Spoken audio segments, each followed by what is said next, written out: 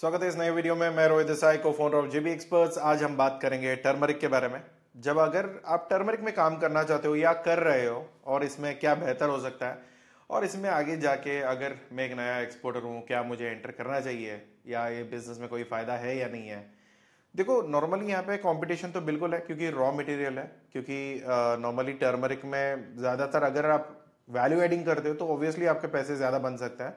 अगर आप रॉ में काम करना चाहते हो तो नॉर्मली उतना नहीं बनेगा जितना आप एक्सपेक्ट कर रहे हो। तो ग्लोबल डिमांड आज समझते हैं कि नॉर्मली अगर आप देखोगे ना, CAGR नॉर्मली 5.63 है। तो एनुअल ग्रोथ के हिसाब से अगर आप देखोगे तो 5.65 इज अ गुड नंबर। अगर आप 2030 तक अगर आप देखते हो तो 1 बिलियन तक का ये पहुंचने का पॉसिबिलिटी है। वो भी मैं नहीं बोल रहा हूँ, नेशनल बोर्ड बोल रहा है, तो वो आप देख सकते हो। तो इंडिया में नॉर्मली 75% प्रोडक्शन होती है और 70% हम लोग वर्ल्ड का ट्रेड हम लोग करते हैं। तो अभी एज अ प्रोडक्ट आप लोग नए नहीं हो, क्योंकि ऑब्वियसली 70% ऑलरेडी हम लोग ग्लोबल का डिमांड के लिए हम फुलफिल कर रहे हैं। तो हमारी ऑब्वियसली टर्मरिक बहुत अच्छी प्रोडक्ट है काम करने के लिए।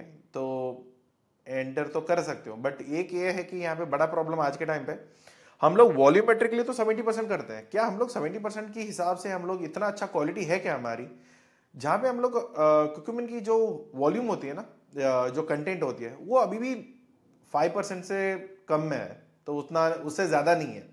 तो जितना क्यूक्यूमिन लेवल हाई रहता है तो उतना अच्छी क्वालिटी का आपका टर्मरिक माना जाता है। और दूसरा एक बड़ा प्रॉब्लम है कि हम लोग डिफ्रेंशिएट नहीं करते कि कौन से सेक्टर के लिए जा रहे हैं। अगर मैं टर्मरिक बना रहा हूं, मेरी दो कैटेगरी आती है, एक तो न्यूट्रासिटिकल और एक दूसरा कमोडिटी।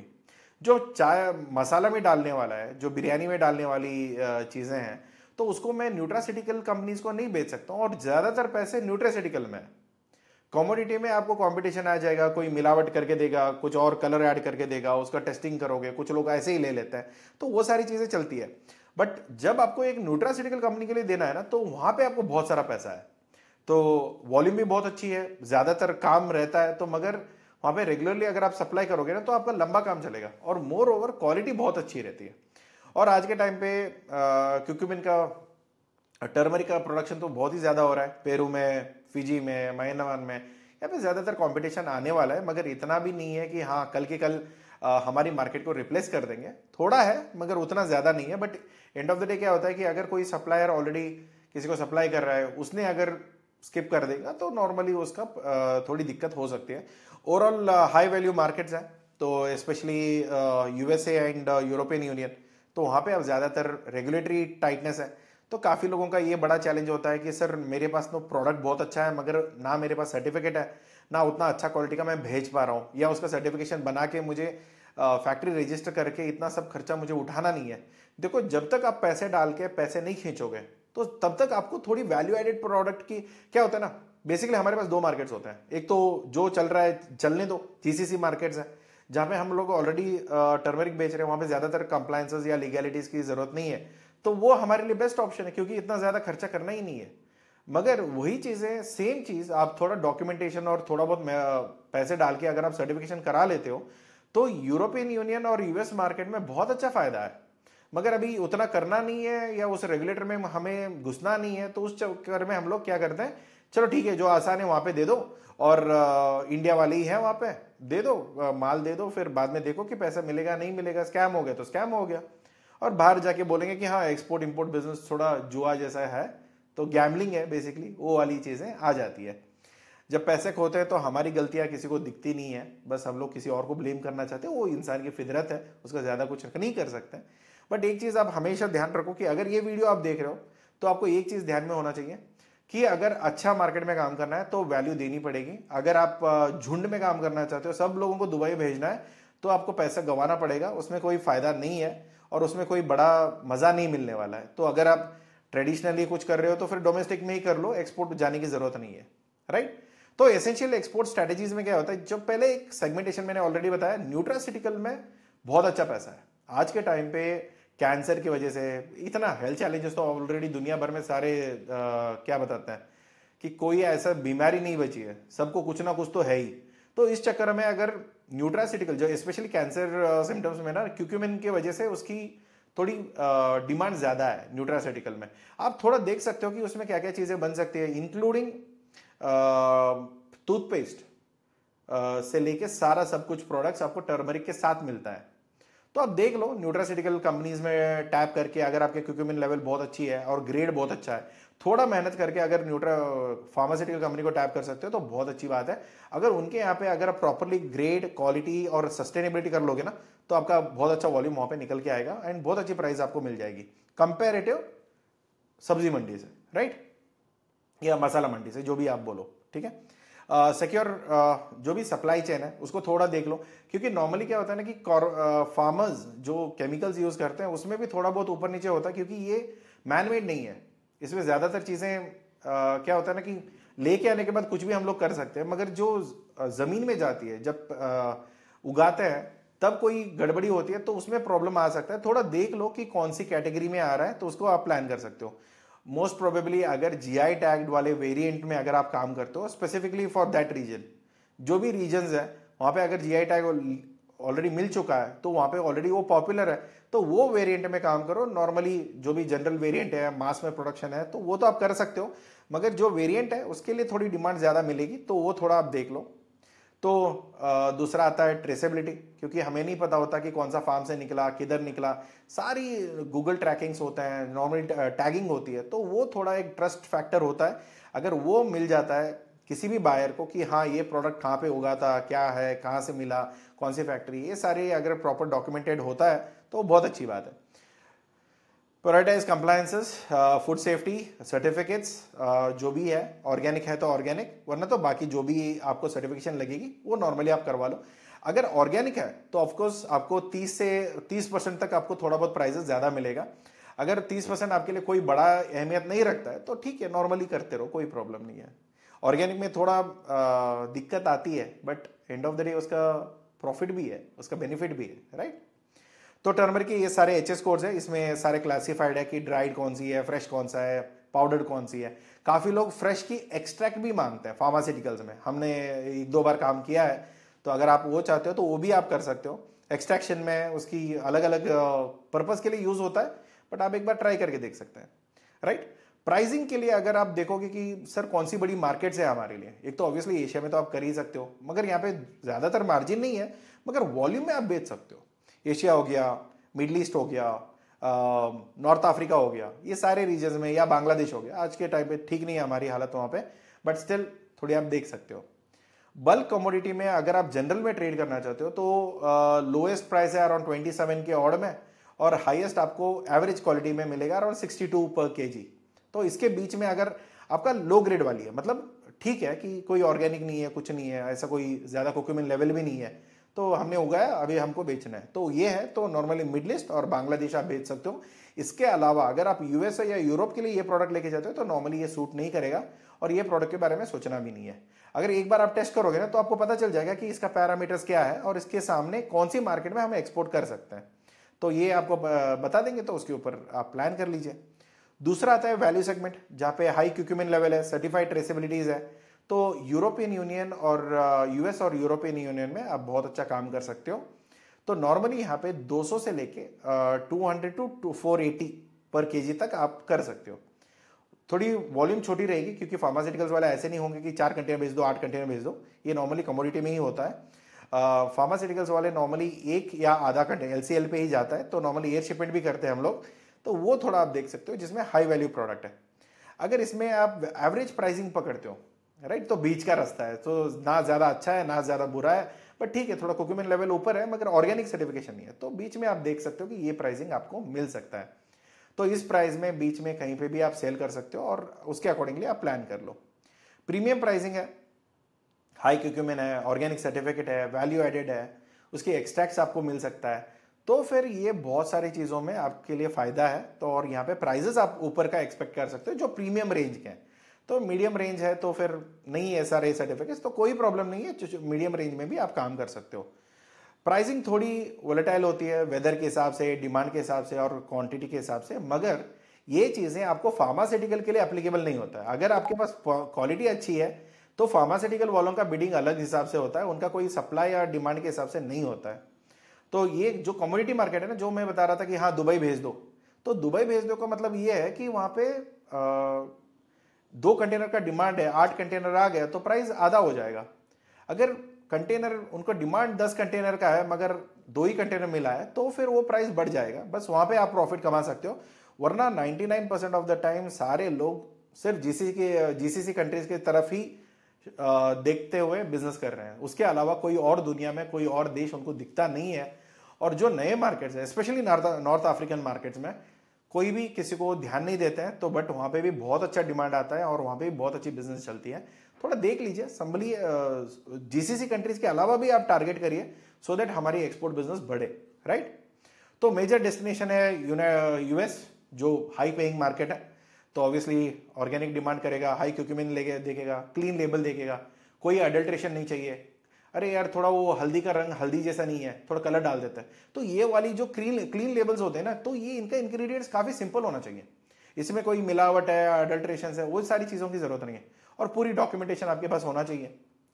उसमें नॉर्मली आपको एफडीए चाहिए होगा, अगर क्यूक्यूमिन फार्मास्यूटिकल के लिए उनके लिए अलग लाइसेंस लगेगी, वो आपको रजिस्टर करना पड़ेगा। Then European Union food safety के हिसाब से आप देख लो कि ये सारी चीजें प्रॉपर्ली मैनेज हो, और दूसरा सप्लाई चेन का सारा सर्टिफिकेशन आपको लगेगी। यहाँ पे अगर आप नहीं बनाते, कोई और बना रहा है, कमोडिटी में क्या होता है कि किसी को कोई जरूरत नहीं है कि किसने बनाया, किधर गया, किसको भेज दिया, उससे कोई मतलब नहीं है। बट फार्मास्यूटिकल्स में स्पेशली आपको पता होना चाहिए कि सप्लाई चेन में कौन कौन लोग हैं और किस किस को मैंने क्या क्या चीजें सप्लाई करना है या सप्लाई किया हुआ है, तो उसके अकॉर्डिंगली आप प्लान कर सकते हो। यूएई में नॉर्मली ड्यूल मार्केट है, रिटेल भी है, होलसेल भी है।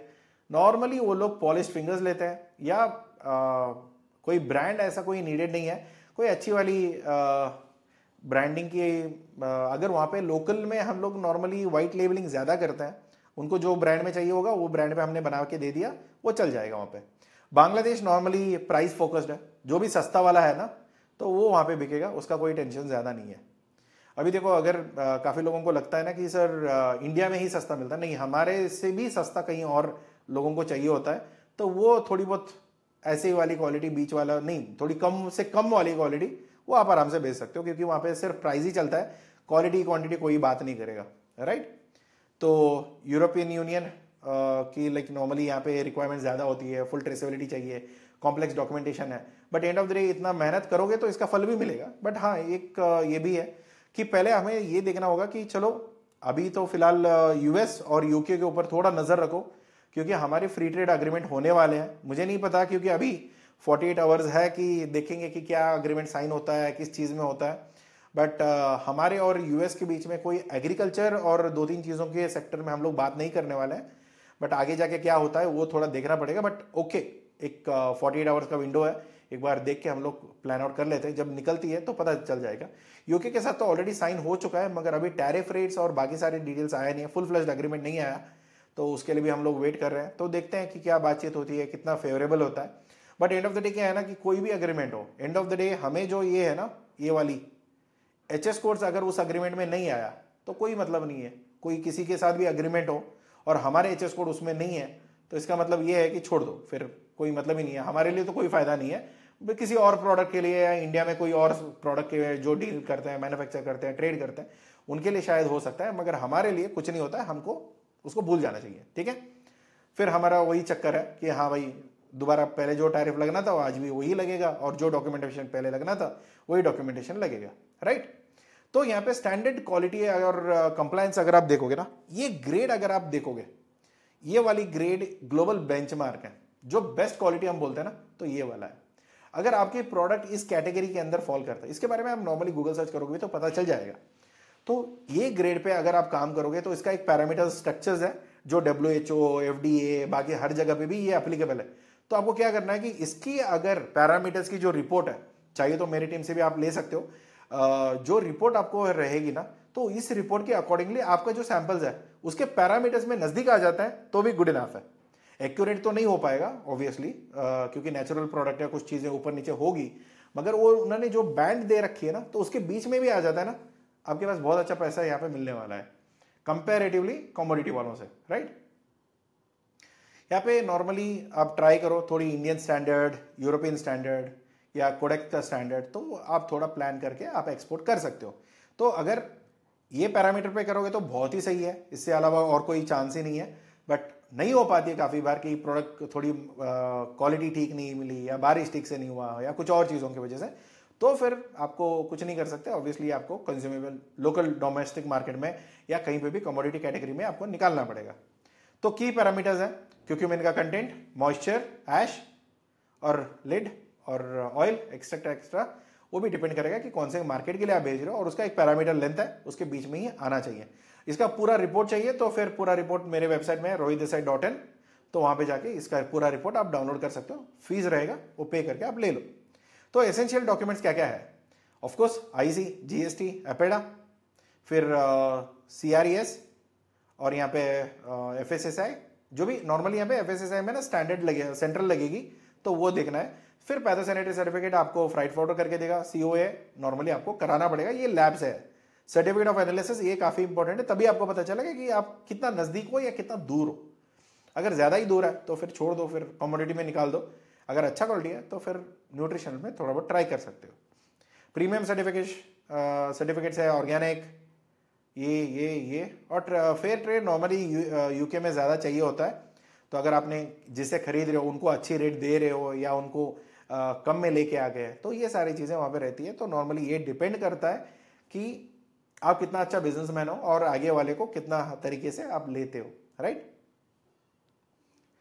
पैकेजिंग और लेबलिंग एसेंशियल्स में क्या होता है कि नॉर्मली एक तो ऑब्वियसली फूड ग्रेड का चाहिए क्योंकि ये खाने वाली चीज़ें हैं। फार्मास्यूटिकल में अलग तरीके का है, नॉर्मली बैरल्स वगैरह होता है, तो वो आपको देखना पड़ेगा। बट फूड ग्रेड में मॉइस्चर का प्रूफ हो गया, 10 to 25 kg का बैगेजेस होता है नॉर्मली। अगर बल्क में है तो या इंडिविजुअल पैकिंग करते हो तो नॉर्मली ये डिपेंड करेगा 200, 500, 1000 ग्राम के बीच में, राइट।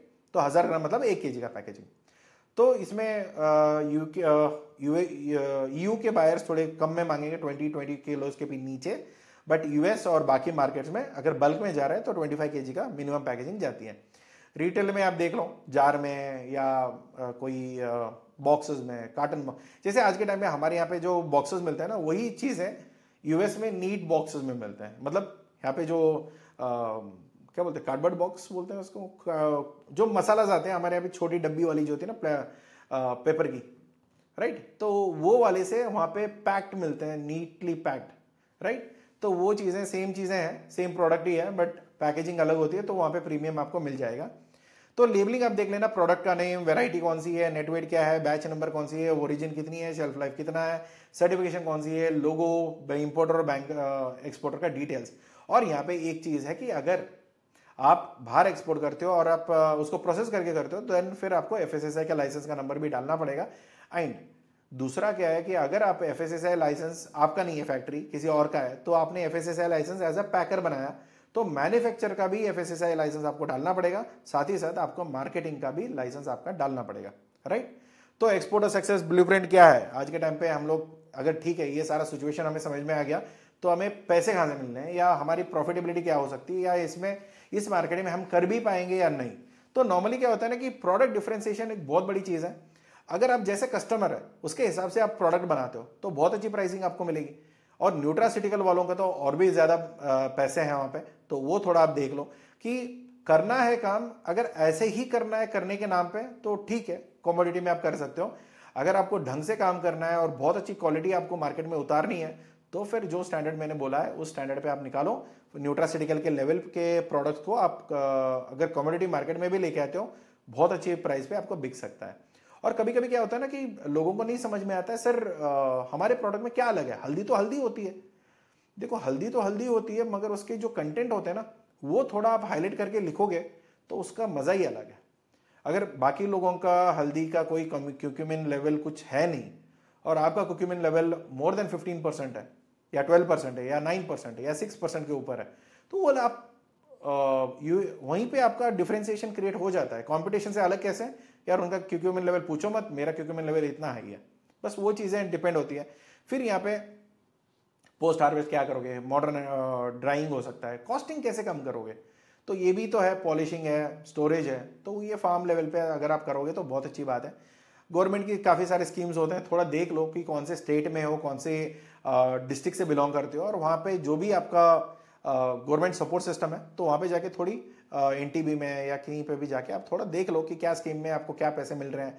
कभी कभी सुखाने के लिए जो शेड बनाते हैं वहाँ पे भी कंस्ट्रक्शन के लिए पैसे मिलते हैं। कभी आप मटेरियल लेके आते हो, वहाँ पे किसी को नौकरी देते हो, उसमें भी आपको सब्सिडी मिलती है। थोड़ा देख लो कि क्या है क्या नहीं है। प्रोएक्टिव कंप्लायंसेस जो है नॉर्मली टेस्टिंग हो गया, क्योंकि नॉर्मली क्या होता है ना, सैंपल तो आप भेजोगे क्लाइंट को, बट एक चीज़ ऐसा है कि पहले ही जब आप इंट्रोडक्शन भेज रहे हो उसमें क्वालिटी रिपोर्ट भी भेज रहे हो ना, तो इमीडिएटली वो रिप्लाई करेगा कि ये वर्कआउट करेगा या नहीं करेगा। तो उससे ज़्यादा मेहनत करना या उससे टाइम वेस्ट करने की ज़रूरत नहीं है। आपको जो भी समझ में आ रहा है उसको अकॉर्डिंगली काम करके निकाल दो। तो डिजिटल प्रेजेंस है, नॉर्मली आपका वेबसाइट बनाओ, सारे सर्टिफिकेट अपडेट करो, बैचेस अपडेट करो। ट्रेसेबिलिटी के लिए एक ऑप्शन रहेगा, जब भी कोई बारकोड स्कैन करेगा उसका पूरी ट्रेसेबिलिटी आपकी वेबसाइट पे जाके सारा दिखना चाहिए। तो ऐसा कोई सिस्टम है तो बना लो, क्योंकि बाकी लोग जो कर रहे हैं वही आप करोगे तो कोई मतलब नहीं है उस चीज़ का। कोई इम्प्रोवाइजेशन कुछ हद तक तो होना चाहिए, राइट। तो फाइंड बायर्स और एंगेजिंग बायर्स में क्या होता है, नॉर्मली अगर आप B2B में काम करना चाहते हो तो डायरेक्टली जो इंपोर्टर्स हैं, बड़े बड़े इंपोर्टर्स हैं, उनको टारगेट करिए। तो B2B प्लेटफॉर्म्स हैं, काफ़ी सारे हैं। वोल्जा में आपको डेटा मिल जाएगा, ट्रेड व्हील है, गो फॉर वर्ल्ड है, वहाँ पे लीड्स मिलते हैं। या आपको चाहते हो कि JB एक्सपर्ट से भी लीड मिले तो आप हमारे ग्रुप ज्वाइन कर सकते हैं, लिंक डिस्क्रिप्शन में है, वहाँ पे जाके आपको सारा डिटेल्स मिल जाएगा। तो ग्रुप ज्वाइन कर लीजिए। तो वहाँ पे भी हमारी जो एक्सपोर्टर ऑफ रिकॉर्ड प्लान पे जो मिलते हैं, तो वहाँ पे तो आपको कोई इन्वेस्ट करना नहीं है, बस क्वालिटी ठीक से होना चाहिए।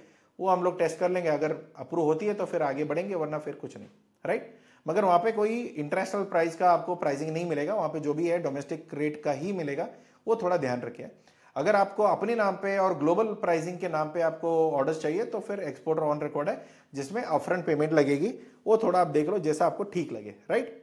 तो बाकी है ट्रेड फेयर, ये सारे ट्रेड फेयर है दुनिया भर में, वो सारे अटेंड कर सकते हैं। जॉइंट एसोसिएशंस होती है, कॉर्पोरेशंस होते हैं, जॉइंट चैम्बर ऑफ कॉमर्स है, वहाँ पे जाके आप रजिस्टर कर सकते हो। स्पेशली स्पेसिफिक बोर्ड्स के लिए बने होते हैं, तो वहाँ पे जाके आप मेंबरशिप ले सकते हो।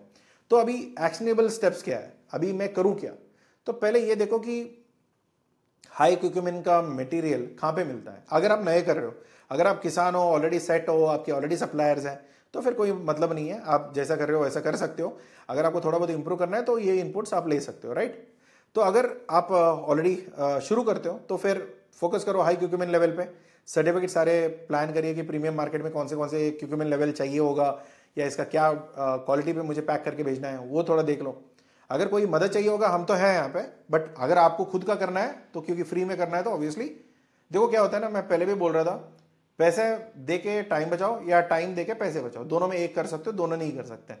अभी मेरे पास बहुत टाइम है, पैसे नहीं है, तो फिर आपको खुद करना पड़ेगा। नहीं सर मेरे पास पैसे हैं, टाइम नहीं है, बिल्कुल आप करके दो, तो ठीक है आ जाइए, हम लोग करके दे देंगे, राइट। तो यहाँ पे डायरेक्ट सोर्सिंग और अपग्रेड फार्म लेवल जो क्वालिटीज होती है वो थोड़ा देख लो, कि अगर हो सकता है कि ऑलरेडी आपके पास सप्लायर होंगे तो थोड़ी सप्लायर नए ढूंढिए जिसमें थोड़ी ये वाली लेवल थोड़ा ज्यादा हो, जितना आप अभी ऑलरेडी कर रहे हो। ये इंडिया का ब्रांड है, ये कहानी आप बना सकते हो, कोई GI टैग का एक कहानी बना सकते हो। नॉर्मली क्या होता है ना, बिजनेस या मार्केटिंग होता है सारा स्टोरी टेलिंग के ऊपर, क्या चीज किस जगह से किस जमीन से आ रहा है और उसमें क्या वेरिएंट है और उसका क्या महत्व है। तो ये अगर आप प्रॉपरली कम्युनिकेट करते हो तो इसका ऑब्वियसली बहुत पैसा मिलेगा, राइट। सारा सब वो स्टोरी टेलिंग पे ही है, आप कितना अच्छे हो बुरे हो, ये सब चीजें आपकी कहानी के ऊपर ही डिपेंड करेगा। किसी कंपनी के लिए हम टाटा वाला इज्जत देते हैं, किसी कंपनी के लिए हम कुछ भी नहीं देते, भले उनसे सामान खरीदते होंगे या उनका नेटवर्क यूज करते होंगे, मगर उतना इज्जत नहीं देते जितना टाटा वालों का है, राइट। तो ये डिपेंड करता है कि कौन सी कैटेगरी में है वो, कौन सी स्ट्रैटेजी पे आप पढ़ते हो, राइट। तो यहाँ पे डिजिटल ट्रेसेबिलिटी आप देख लो, सर्टिफिकेट सारे ऑनलाइन डलवा देना। अगर आप कॉन्फिडेंट हो आपके प्रोडक्ट के ऊपर या आपके सर्विसेज के ऊपर ना, तो वो सारे सर्टिफिकेट्स आप पब्लिश करा सकते हो। बट एक दिक्कत ये भी है यहाँ से कि जब भी आप सर्टिफिकेट टेस्ट करते हो ना, इसका बार बार आप सर्टिफिकेट नहीं करा सकते, उसका डेट वगैरह दिखता रहता है। तो वो इंटरवल्स पे अगर आप करते हो तभी आप करना, वरना तो डायरेक्टली क्लाइंट को जो चाहिए होगा उस हिसाब से आप रिपोर्ट दे दो। तो यहाँ पे मार्केट रेगुलेशंस या कंप्लायंसेस है जो डेली रूटीन होती है, तो वो थोड़ा देख लेना, क्योंकि ये कभी भी वन टाइम एफर्ट नहीं है। तो थोड़े बहुत ये चलता रहेगा, कंप्लायंसेस चेंज होंगे, रूल्स चेंज होंगे, आगे अग्रीमेंट साइन हो जाएगा। अभी 48 डेज के पहले, अगर अभी तो 9 जुलाई में अभी ट्रम्प का दिमाग का क्या सीन है ये हमें नहीं पता, बट ओवरऑल देख लेते हैं कि एक चीज आपको ये देखना है कि आज जो रूल्स एंड रेगुलेशन है कल भी वही रहेगा, ड्यूटी जो आज है वो कल वही रहेगा, ऐसा नहीं है, चीजें बदलती है, वो थोड़ा आपको देखना पड़ेगा। अगर आप एक ऑन लैंडिंग तक आपको पूरा कैलकुलेशन करना है, एक बार करनी है, तो प्लीज़ लेट अस नो। आपका बड़ा वॉल्यूम जब भी आप करते हो कोई भी देश के लिए, आप हमें बता सकते हो कि कौन सा ओरिजिन कंट्री है, कौन सा डेस्टिनेशन कंट्री है और क्या एचएस कोड है। उसके अकॉर्डिंगली हम लोग पूरा आपका एचएस कोड का क्लैरिफिकेशन और ड्यूटी का क्लैरिफिकेशन और लैंडिंग का क्लैरिफिकेशन सारा हम लोग एक रिपोर्ट में डाल के आपको दे देंगे। ये सारी चीज़ें कस्टमाइज्ड अवेलेबल है, कोई आपको परेशानी नहीं रहेगी। अगर आप डीडीपी भी करना चाहते हो, ये सारी क्लियर पिक्चर आपको मिल जाएगा। जब तक वहाँ पे कोई ट्रम्प वाला कोई जैसा कोई आके आपको परेशान नहीं करेगा तब तक ठीक है। अगर ट्रम्प वाले सारे मिल गए तो फिर हमारी बैंड बच जाएगी, राइट। प्रिंसिपल्स जो इंटरनेशनल ट्रेड फेयर्स हैं, B2B पोर्टल्स हैं, देखो बायर ढूंढना या बायर का डेटाबेस जो है ना, जो कहीं पे भी आप उठा सकते हो, ऑनलाइन मिल जाएगा। या वोल्जा जैसे जो है ना डॉलर बिजनेस है, वोल्जा है, जिनके पास ऑलरेडी ट्रेड डेटा मिल जाएगी, तो वो सारे कर सकते हैं। मगर दिक्कत यही होता है कि ट्रेड डेटा लेने के बाद भी बायर्स नहीं आता है, बिकॉज एक ही है कि वैल्यू दिखना चाहिए। जब तक वैल्यू नहीं दिखाओगे उसका कोई मतलब ही नहीं है। अभी हम लोग कैसे दिखा रहे हैं वैल्यू? Obviously on videos. अभी मुझे जो चीजें पता है तो आपको पता करने के लिए टाइम लग रहा है। आप मेरा वीडियो देख रहे हो, मैं आपका वीडियो नहीं देख रहा हूं ना, तो ये वैल्यू दिखाने के लिए ना बहुत इंपॉर्टेंट होता है। जब तक आप वैल्यू नहीं दिखाओगे तब तक आपके पास कोई प्रीमियम के हिसाब से कोई क्लाइंट नहीं आएगा। बाकी जो भी है मी टू बिजनेस चलाना है कि बगल वाला भी कर रहा है मुझे भी वही करना है, तो ठीक है कर सकते हो। बट ओवरऑल अगर आपको पैसे कमाने हैं, बाकी लोगों से अच्छा काम करना है, बाकी लोगों से ज्यादा ऑर्डर चाहिए, या ज्यादा ऑर्डर का मतलब मैं सिर्फ वॉल्यूम के हिसाब से नहीं बोल रहा हूँ, कंटेनर भर भर के भेज रहे हैं फिर भी 50 पैसा ही मिल रहा है। अगर एक शिपमेंट करके भी आपको 500 रुपये मिल रहा है मल्टीप्लाइड बाय सेम वैल्यू पे, तो फिर बहुत अच्छी बात है। तो वो आपको देखना पड़ेगा कि कितना अच्छा काम आप कर सकते हो, तो उसके अकॉर्डिंगली प्लान कर लो। अगर कहीं पे भी हमारी मदद लगेगी तो हमारी नंबर डिस्क्रिप्शन में है, ईमेल आईडी भी डिस्क्रिप्शन में है। अगर आपको कोई भी सर्विस चाहिए होगा तो लिंक भी डिस्क्रिप्शन में ही है, वहां पे जाके चेक कर लीजिए। अगर फ्री में कोई सपोर्ट चाहिए तो प्लीज कमेंट बॉक्स यूज करना। पेड में कोई सपोर्ट चाहिए तो व्हाट्सएप या कॉल करके आप ऑफिस से सर्विस ले सकते हो। अगर ये वीडियो पसंद आया तो प्लीज लाइक करिए, सब्सक्राइब करिए। मिलते हैं अगले वीडियो में। Thank you so much, take care, bye bye. और बेल आइकन टर्न ऑन कर लेना। Take care, bye bye, see you.